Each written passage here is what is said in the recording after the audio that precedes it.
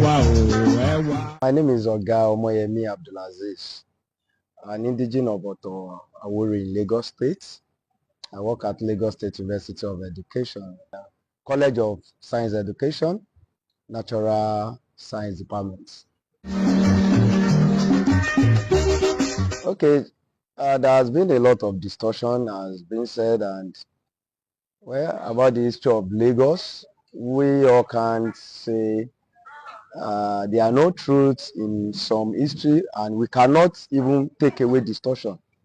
But let's come from the angle like Lagos itself. What do we understand about Lagos historically?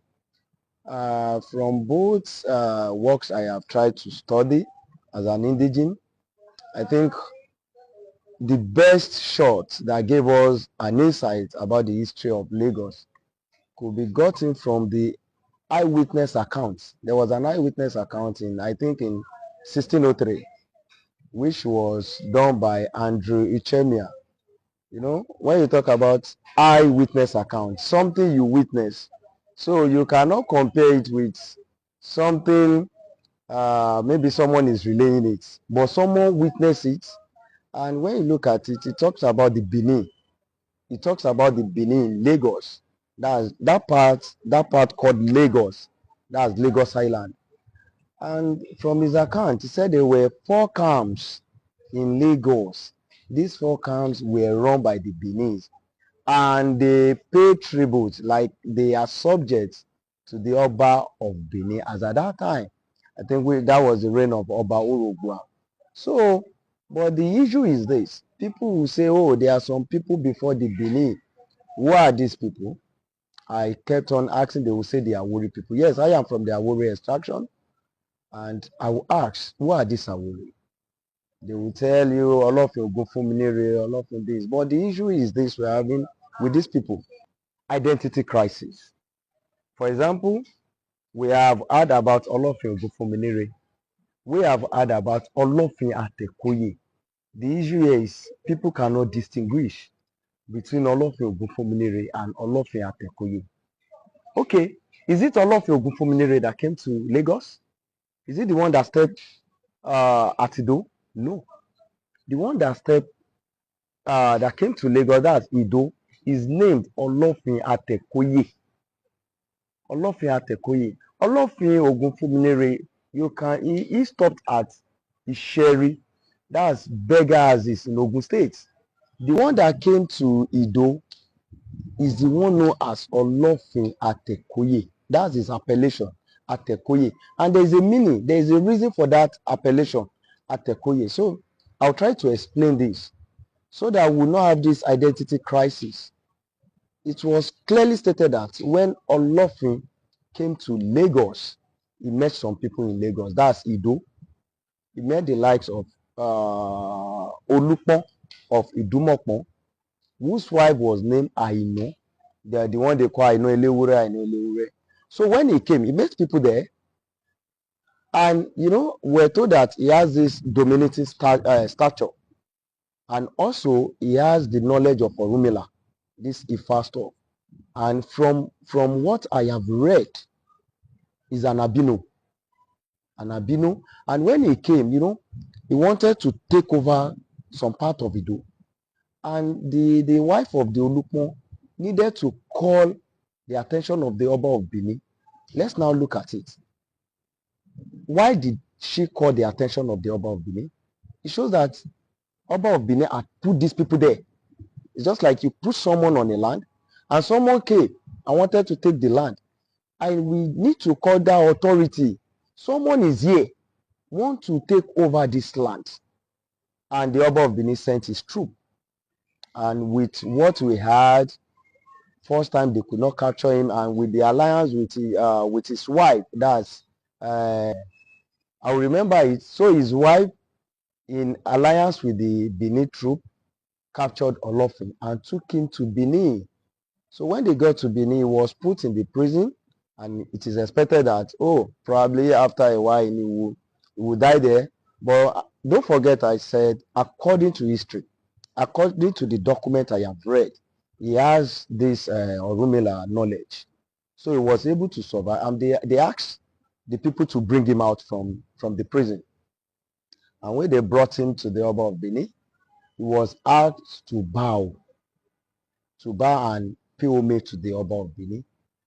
And he bowed. That was how he got that appellation, Atekoye, the one that bowed to greet the Oba of Benin. And he told Tekinyo. So he was brought back to Lagos. I heard the name of the wife is Ajayi. When he got back to Lagos, he bearded Ajayi. And that is the Olofin that came, not the Ogunfunmire that came, which people will say is the father of the Awori people. No, that is wrong. It is a wrong narrative.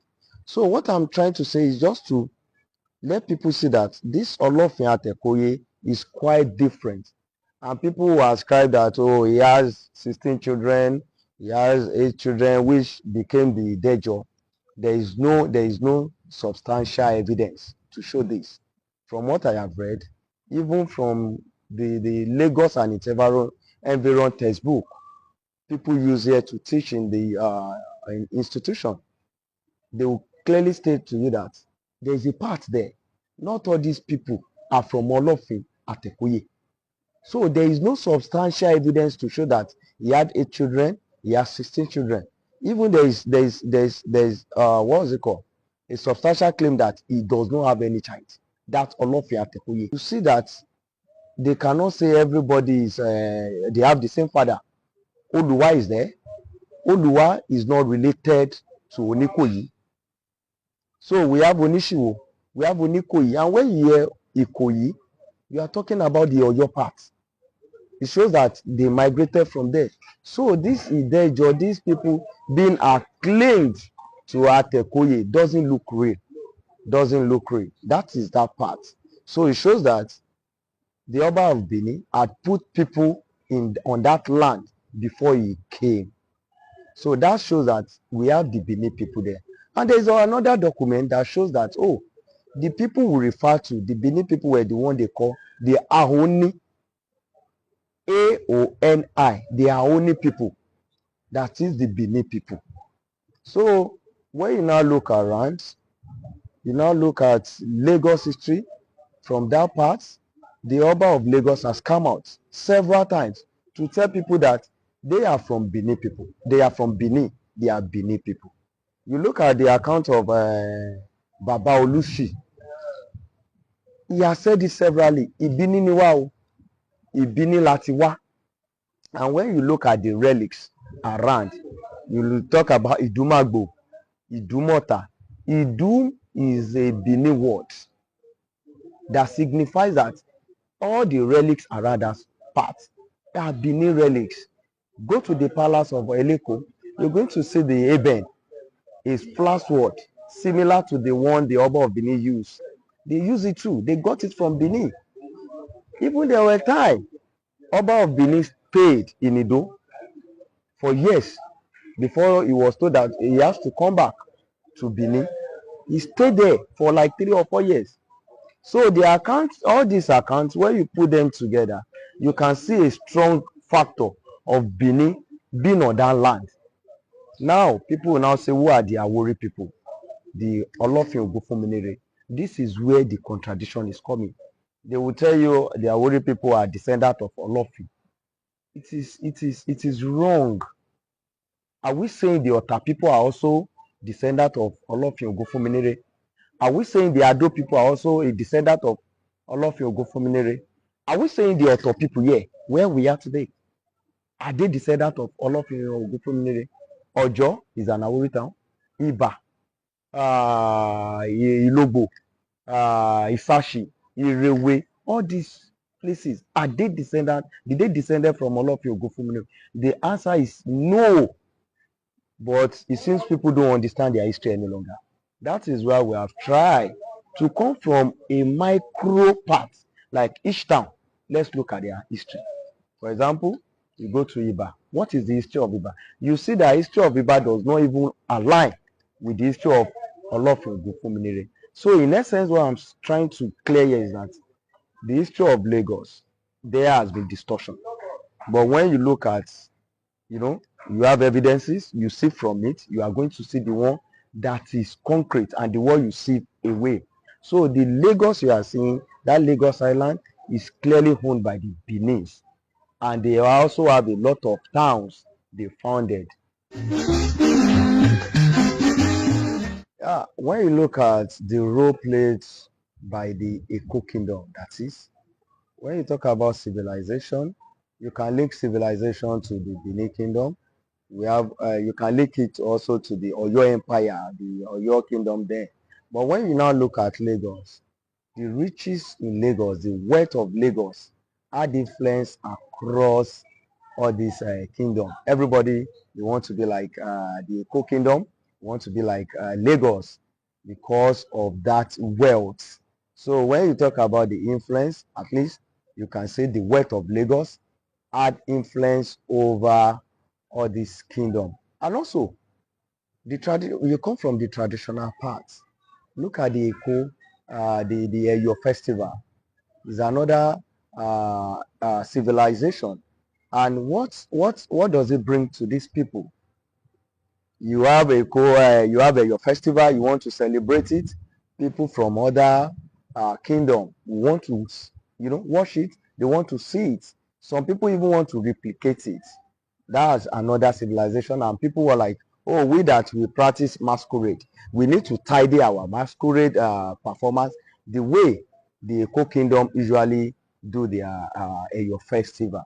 Also, you come from the aspect of the metropolitan. Since the time of old, that Lagos has been a metropolitan place that all kingdoms to look up to.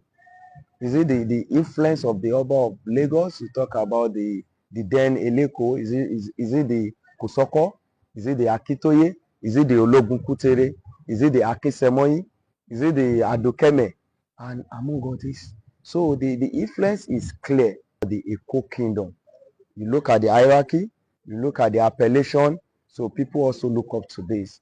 But the issue with me is the Yoruba Kingdom. Yoruba Kingdom. Yes, people of today, as at then, they have this common linkage. Oh, what's how you do your own? We can come around and look at it and replicate it in our own kingdom. It is necessary. It is not necessary that it be your festival, but we can do our, let's say, our masquerade, or we can do our galede in that form. So it is an influence. It is a kind of civilization. It is a kind of an uplift to other kingdom. So that's what I can say about the civilization brought by the Eco Kingdom. Lagos is a no man's land. That is a bad doctrine. I don't like people who say that. Lagos belongs to some people. Lagos belongs to some people. Okay. When you say Lagos, people confuse this. Lagos is a town inside Lagos State.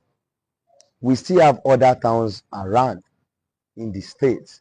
Come to Badagry, Aziz of Lagos State, you see a lot of towns. We have the owners. When you check this intelligence report, I will quote two intelligence reports here. The first one was done in 1935 by Woma, the then district officer of the Badagry colony. And the second one was done in 1939 by RJN Conway. When you look at it details, let me take it from this angle. The Aworis people of Badagry. He distinguished these states into three. We have the Central Group, we have the Lagoon Group, and we also have the Eastern Group. And when you look at it, it talks about Toto, it talks about Iba, it talks about Ojo, it talks about Iriwe, Igbanko, also all these towns. It made mention of it. And when you look at it, it made mention of the founders and their origin. Are we now saying these people are no more existing? And someone will just come and say Lagos is a no man's land. Lagos is never a no man's land.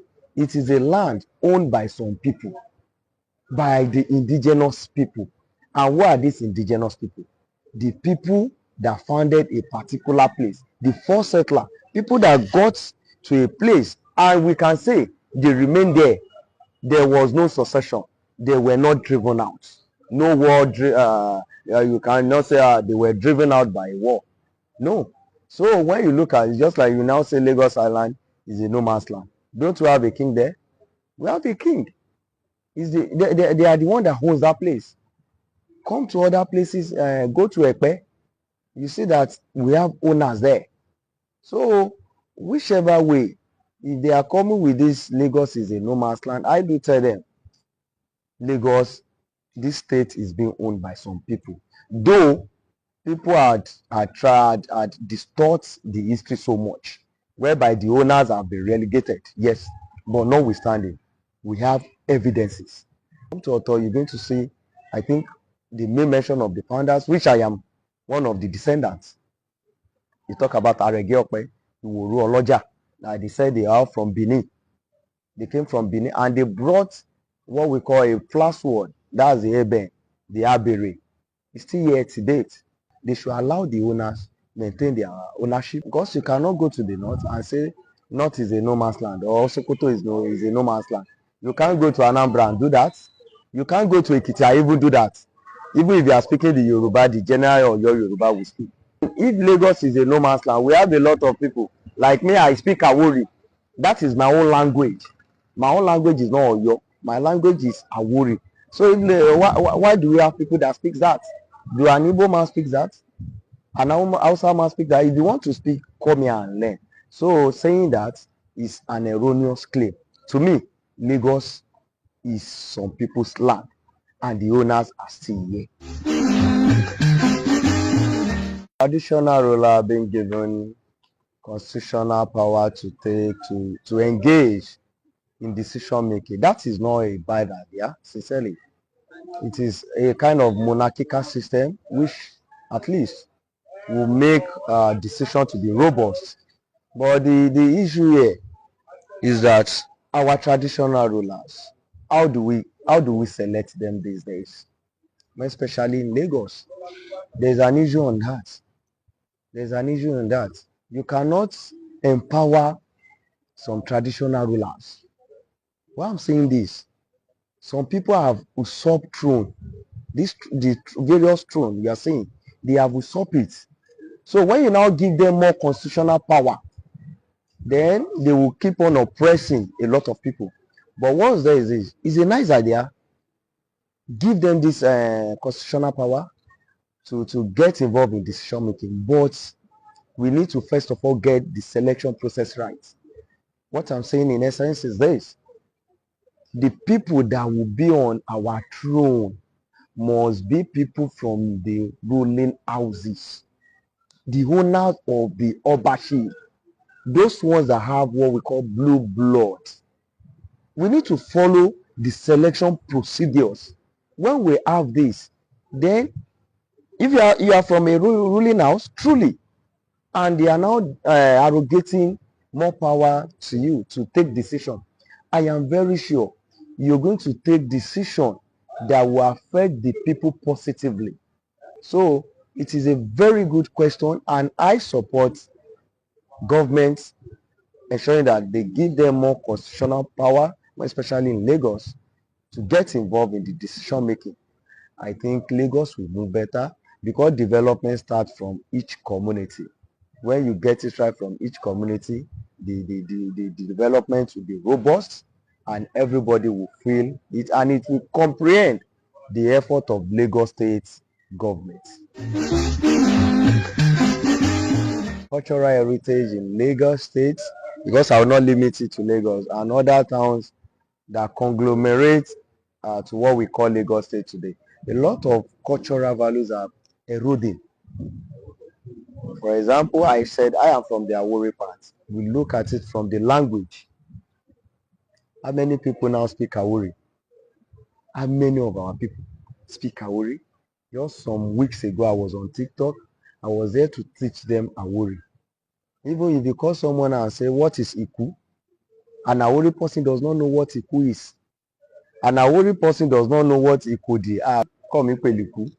Komoku. Iku means ese. That's your leg, the leg. Ikodi means yara. That's room. But these things are washing away. I was on TikTok to try to gather all these things. It is so hard. Even the old people, they have forgotten a lot of things. You can see how civilization is taking this thing away. More especially our people here, you come to, they will tell you that when you speak Awori, they think you are a local person. When you speak your own language, the Yoruba we speak today is Oyo Yoruba. Our language is Awori. Èdè wa nìyẹn. Tiwa is quite different to the Yoruba we speak. But you see, this modernization, this civilization, I want to, this Gen Z, even before the Gen Z generation, I can say this thing is for the past 20 or 40 years, they have started this, not speaking of this Awori language. What about the mode of dressing? Look at it today. Nobody wants to dress in a cultural way any longer. Because when they see you, they think you are a local person. Everyone. Another part is all this festival we do. On my own side, the one we now do now is masquerade, and it is not only masquerade we have. What about the gelede? What happened to the gelede? Because I think the problem we have with this gelede is, you know, they need to do a sculpture. They need to carve some things, all this wood, to construct the gelede head. How many people can do this any longer? If they ask me to come and learn it, I can just tell them, I can't learn this thing, it's too local. So we don't even have people that make that sculpture any longer. Yeah. And before they do go and learn it. And we have this gelede display as a kid. We run after it, you know, the dancing step.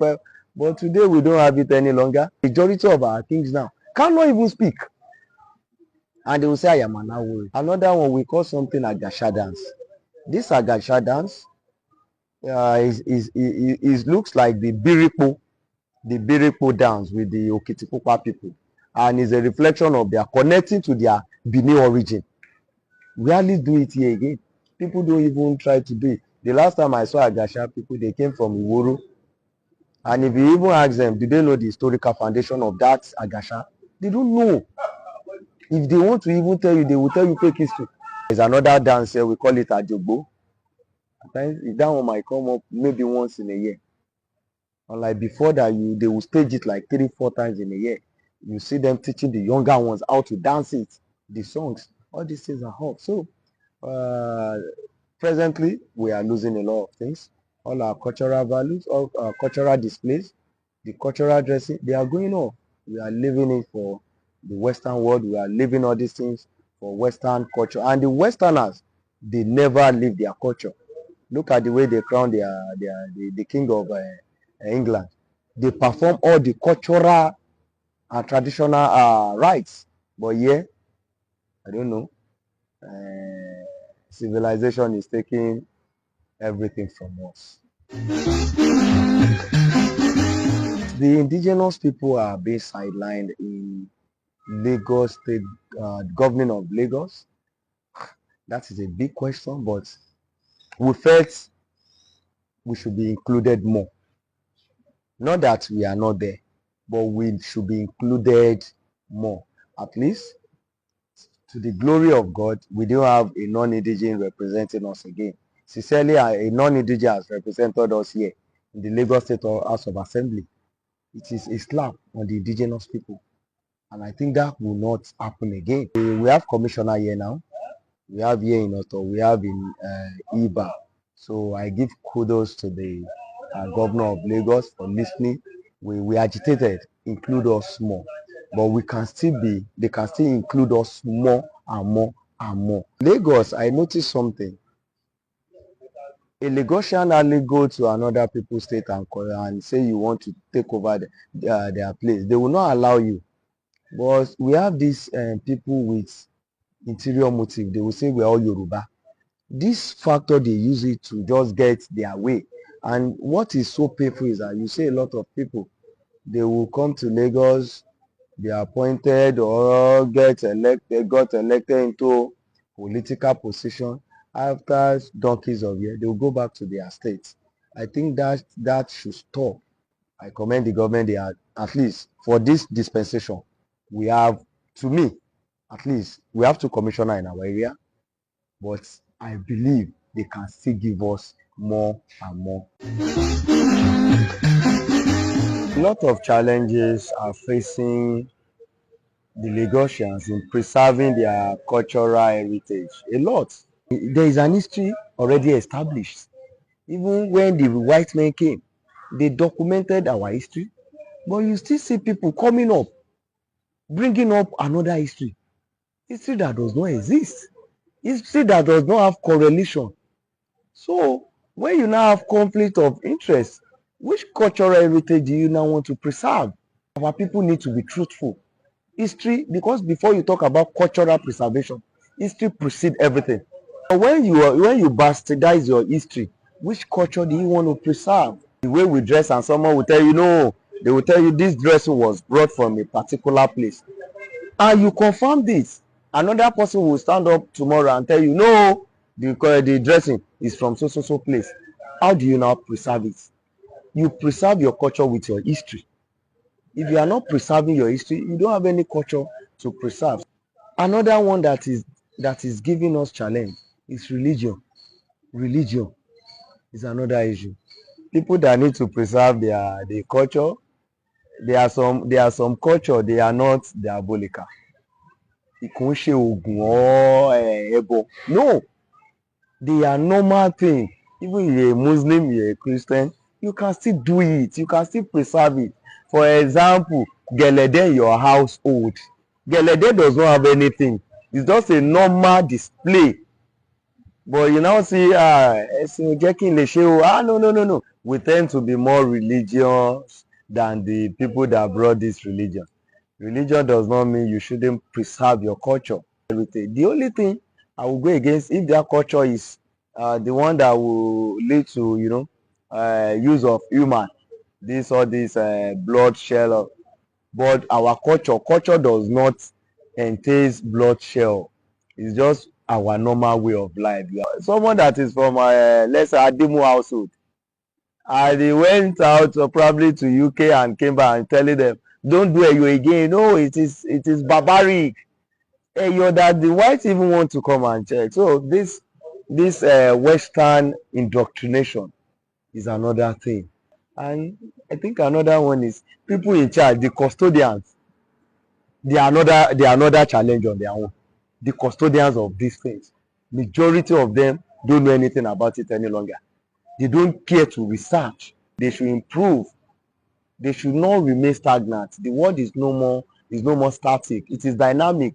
So báyé ṣe ń sún, káwọn náà máa sún. Real language of Lagos, we have the Aworis there. We have the Ijebu language. We have the Ogu language. That's the Egu people. So we need to ensure that this language, we preserve it. People should continue speaking it. Lagos, that Lagos you're seeing, Lagos Island, I can bet you 100% is owned by the Benin people. Other people came to meet them. Look at the clips of Mama Erelu Kuti. Listen to her clearly. She will tell you we are Benin people. It is good having historical Lagos here with me today. A body that is working around that are ensuring that Lagos history is not distorted. Lagos history is well captured, well preserved. You can find historical Lagos on all platforms: TikTok, YouTube, Instagram, Facebook. They are doing a very good job. It is good hanging out with them today. Once again, my name is Oga Omoyemi Abdulaziz. Thank you for coming.